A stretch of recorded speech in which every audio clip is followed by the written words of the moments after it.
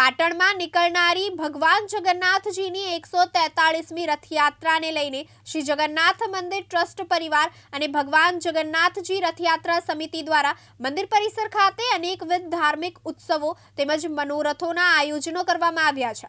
જગન્નાથ મંદિર પરિસર ખાતે પિંડારિયા વાડા આનંદ ગરબા મંડળ દ્વારા ભક્તિમય માહોલ વચ્ચે સંગીતના સુરો સાથે આનંદના ગરબાની રમઝટ મચાવવામાં આવી હતી, જેમાં મોટી સંખ્યામાં બહેનોએ ઉપસ્થિત રહી માતાજીનો ગરબો માથે મૂકીને શક્તિ સ્વરૂપાના ગુણગાન ગાઈ ધન્યતા અનુભવી હતી અને ભગવાન જગન્નાથજીના મંદિર પરિસર ખાતે ભગવાન સન્મુખ ચલણી નોટોનો શ્રૃંગાર કરવામાં આવ્યો હતો, જેમાં ₹1,43,000ની ભારતીય ચલણી નોટોનો ઉપયોગ કરી ભગવાનના ગર્ભગૃહને મંદિર ટ્રસ્ટના ટ્રસ્ટીઓ સહિત પૂજારી તેમજ અન્ય જગન્નાથ ભક્તો દ્વારા સજાવવામાં આવ્યો હતો।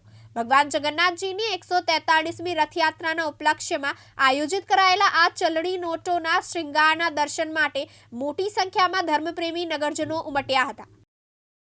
પાટણ શહેરના જગન્નાથ મંદિરમાં ભગવાન જગન્નાથની 143મી રથયાત્રા નિમિત્તે છેલ્લા એક અઠવાડિયાથી વિવિધ ધાર્મિક ઉત્સવોનું આયોજન થઈ રહ્યું છે। ભવ્યાતિ ભવ્ય રીતે આયોજનમાં લોકો પણ સહભાગી બની રહ્યા છે। આજે 143મી રથયાત્રા નિમિત્તે આજે ભગવાનની 1,43,000 રૂપિયાની આંગી કરી છે। ભક્તો દ્વારા અનેક રીતે ભગવાનને રીઝવવા પ્રયત્ન કરીએ છીએ। આજે 31 વિદ્વાન બ્રાહ્મણો થકી પાટણમાં સૌ પ્રથમ વખત ભગવાન સત્યનારાયણની કથાનું પણ ભવ્યાતિ ભવ્ય આયોજન મંદિર તરફથી કરેલું છે।